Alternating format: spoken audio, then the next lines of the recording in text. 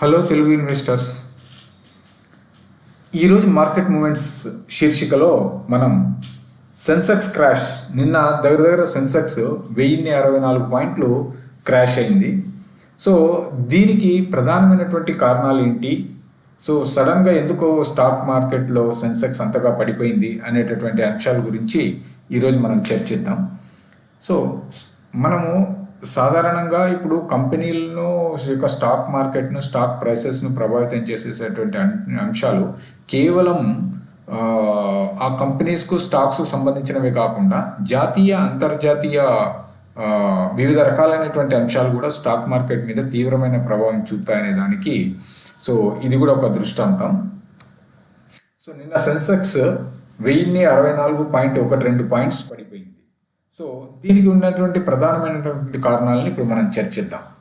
మొదటిది US federal reserve, అంటే regulator, US economy regulator ఎవరైతే ఉన్నారో యుఎస్ ఫెడరల్ రిజర్వ్ మీటింగ్ జరుగుతూ ఉంది. ఈరోజు సాయంత్రం, అంటే మన స్టాక్ మార్కెట్ టైం అయిపోయిన తర్వాత దాని యొక్క నిర్ణయాలు తెలిసేటటువంటి అవకాశం ఉంది. కాబట్టి సో యుఎస్ఈ ఫెడరల్ రిజర్వ్ యొక్క అవుట్కమ్, అంటే బేసిక్గా వాళ్ళు ఇంట్రెస్ట్ రేట్ తగ్గిస్తారా లేదా అనేటటువంటి దాని మీద మార్కెట్స్, ప్రపంచం కూడా ఆసక్తిగా ఎదురు చూస్తూ ఉంది. అయితే కొన్ని అంచనాల ప్రకారం మార్కెట్స్ ఇప్పటికే 0.25 రేట్ కట్ ఉంటుంది అనేటటువంటి అంశాన్ని పరిగణలోకి తీసుకొని అడ్జస్ట్మెంట్స్ జరిగాయి అనేటటువంటిది కూడా ఒక అభిప్రాయం వినపడుతూ ఉంది. సో ఏది ఏమైనప్పటికీ కూడా ఇంట్రెస్ట్ రేట్ కట్ ఉంటుందా లేదా, సో ఉంటే దాని ప్రభావం మార్కెట్ మీద ఒక రకంగా ఉంటుంది. ఇంట్రెస్ట్ రేట్ కట్ లేకపోయినట్లయితే దాని మార్కెట్ మీద దాని ప్రభావం ఇంకో రకంగా ఉంటుంది. సో కాబట్టి ఒక రకంగా చూస్తే దీని యొక్క యుఎస్ ఫెడ్ అవుట్కమ్ యొక్క ప్రభావం మన మార్కెట్స్ మీద గురువారం, శుక్రవారం ఉండేటటువంటి అవకాశం ఉంది. కాబట్టి మార్కెట్లో ఎక్కువ వోలటాలిటీకి ఛాన్స్ ఉంది. సో దీనివల్ల ఏంటంటే చాలామంది ఇన్వెస్టర్స్ కాషియస్గా ఉంటూ దాని అవుట్కమ్ను చూసేదానికి ప్రయత్నించడం వల్ల కూడా ఒక ప్రధానంగా ఈరోజు మార్కెట్ పడిపోవడానికి ఉన్నటువంటి రీజన్స్లో ఒక ప్రధానమైనటువంటి రీజన్. సో ఇక్కడ మార్కెట్ కేవలం ఇప్పుడు ఫెడరల్ రిజర్వ్ యొక్క అవుట్పుట్ మాత్రమే కాకుండా ఫెడ్ చైర్మన్ జెరోమ్ పావెల్ ఎవరైతే ఉన్నారో ఆయన కామెంటరీ, అంటే జనరల్గా నెక్స్ట్ ఇయర్ ఒక గైడెన్స్ ఆయన కామెంటరీ రూపంలో తెలియజేస్తారు. సో అది ఎలా ఉంటుంది అంటే ఒక డోవిష్ కామెంటరీగా, అంటే బేసిక్గా ఉన్నటువంటి పరిస్థితులను సమన్వయం అర్థం చేసుకొని సమన్వయ రూపంలో తీసుకుపోయే విధంగా ఉంటుందా, అగ్రెసివ్ స్టాన్స్ ఉంటుందా అనేటటువంటిది కూడా మార్కెట్ చాలా ఆసక్తిగా గమనిస్తూ ఉంది. సో ఈ యొక్క కామెంటరీని బేస్ చేసుకొని కూడా మార్కెట్ మూమెంట్స్ ఎక్కువగా ఉండేటటువంటి అవకాశం ఉంది. కాబట్టి సో న్యూ ట్రేడర్స్, ఇన్వెస్టర్స్ ఎవరైనా ఇంకా మార్కెట్ అర్థం చేసుకునే వాళ్ళు ఉన్నట్లయితే చాలా జాగ్రత్తగా ఈ 2 days ఉండగలరు. తర్వాత ఇంకొక రీజన్ ఏంటంటే ఫాలింగ్ రూపీ వచ్చేసి డాలర్ అగేన్స్ట్గా 84 రూపీస్ 92 పైసల వరకు చేరుకోవడము. సో ఈ పతనం అవుతున్నటువంటి రూపీ కూడా స్టాక్ మార్కెట్ పడిపోవడానికి ఒక ప్రధానమైనటువంటి కారణంగా నిలిచిందనమాట. సో ఇప్పుడు మనము రూపీ పతనానికి ఉన్నటువంటి కారణాలను కనుక మనం అన్వేషిస్తే, సో ఫారిన్ ఫండ్స్ ఏవైతే మన స్టాక్ మార్కెట్లో బయట నుంచి వచ్చేటటువంటి ఫారిన్ ఇన్స్టిట్యూషనల్ ఇన్వెస్టర్స్ కానీ, వివిధ ఫండ్స్ కానీ ఏవైతే ఉన్నాయో, సో ఆ ఫండ్స్ను మన స్టాక్ మార్కెట్లో, అంటే వాళ్ళు సేల్ చేసేసి ఆ ఫండ్స్ను వాళ్ళు తీసేసుకోవడం కూడా ఒక ప్రధానమైనటువంటి రీజన్. సో దీనికి కారణాలు మనం చూసినట్లయితే కనుక, సో మన డొమెస్టిక్ ఈక్విటీస్లో ఉన్నటువంటి వీక్నెస్, అంటే ఈ మధ్య కంపెనీల ఫలితాలు తర్వాత ఇవన్నీ కూడా కొంత తగ్గినట్లు కనపడ్డము. తర్వాత రెండవది, బేసిక్గా ఎవరైనా ఫండ్స్ తీసుకొచ్చేటటువంటి వాళ్ళు ఏం చేస్తారు, వాళ్ళ రిటర్న్స్ని మ్యాక్సిమైజ్ చేసుకోవడానికి ట్రై చేస్తారు.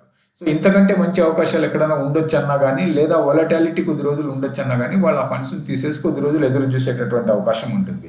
ఇప్పుడు కొన్ని ఇతర మార్కెట్లలో మనకంటే మంచి అవకాశాలు లభించే అవకాశం ఉందన్నటువంటి ఒక వార్త కూడా దీనికి ఒక కారణం కావచ్చు.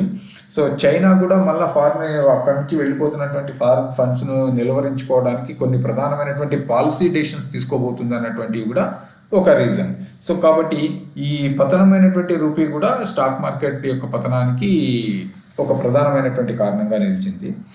ఇక మనం చూసినట్లయితే కొన్ని సెక్టార్స్లో హెవీ సెల్లింగ్ ప్రెజర్ అనేటటువంటిది కనపడింది అనమాట. ఇప్పుడు సపోజ్ ఉదాహరణకు finance stocks, metal stocks, FMCG stocks, IT stocks, ఇలా కొన్ని స్టాక్స్లో ఎక్కువగా స్టాక్స్ యొక్క ప్రైసెస్ పతనం జరిగింది.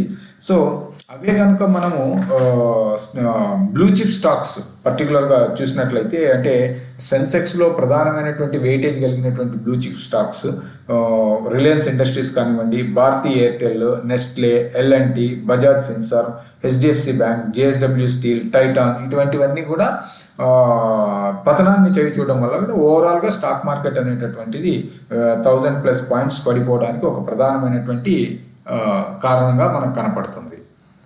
తర్వాత మొన్న సోమవారం రోజు కూడా ఫారిన్ ఇన్స్టిట్యూషనల్ ఇన్వెస్టర్స్ ఈ ఎఫ్ఐఐ ఫండ్స్ ఏవైతే ఉన్నాయో దాదాపు 279 కోట్ల రూపాయల సేల్స్ అనేటటువంటి జరిగింది. వాళ్ళు ఈ ఫెడ్ అవుట్కమ్ వీటన్నిటి కారణాల వల్ల కాషియస్గా ఉండడం వల్ల వాళ్ళు ఫ్రెష్ ఎఫ్ఐఐ బయింగ్ అనేటటువంటిది మార్కెట్లో లేదు. ఈ మార్కెట్లో లేకపోవడం కూడా ఒక ప్రధానమైనటువంటి రీజన్ నిన్న స్టాక్ మార్కెట్ అంతగా పడిపోవడానికి. సో జనరల్గా మన స్టాక్ మార్కెట్ని ఎక్కువగా ఫారిన్ ఫండ్సే ప్రభావితం చేస్తున్నాయి.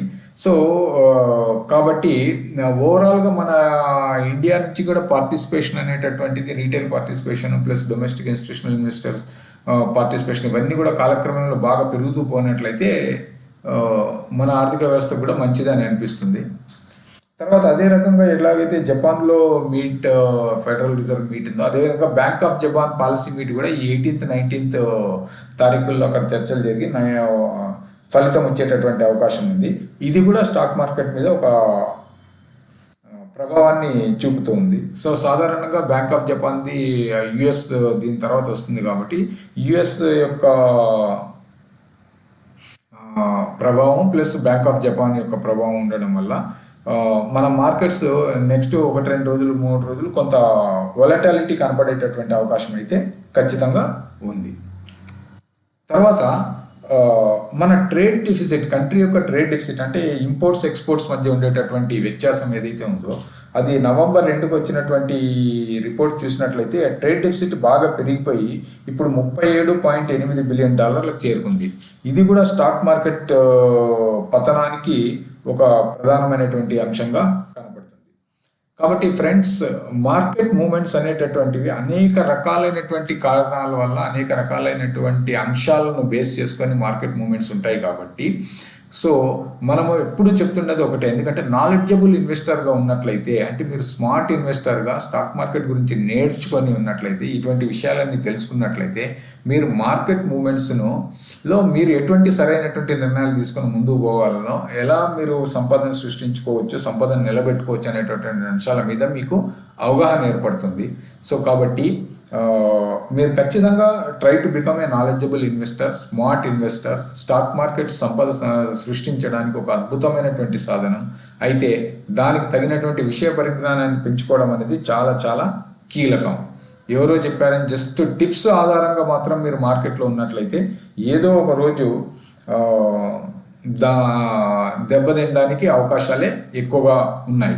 సో ఐ హోప్ మన తెలుగు ఇన్వెస్టర్స్ అందరూ కూడా మంచి నాలెడ్జబుల్ ఇన్వెస్టర్స్గా, స్మార్ట్ ఇన్వెస్టర్స్గా తయారై సో హై సక్సెస్ రేట్ ఉండేటటువంటి అతి తక్కువ మంది ఇన్వెస్టర్స్లో ఒకరుగా ఉండాలని నేను మనస్ఫూర్తిగా ఆశిస్తూ మీ అందరికి కూడా శుభాకాంక్షలు తెలియజేస్తున్నాను.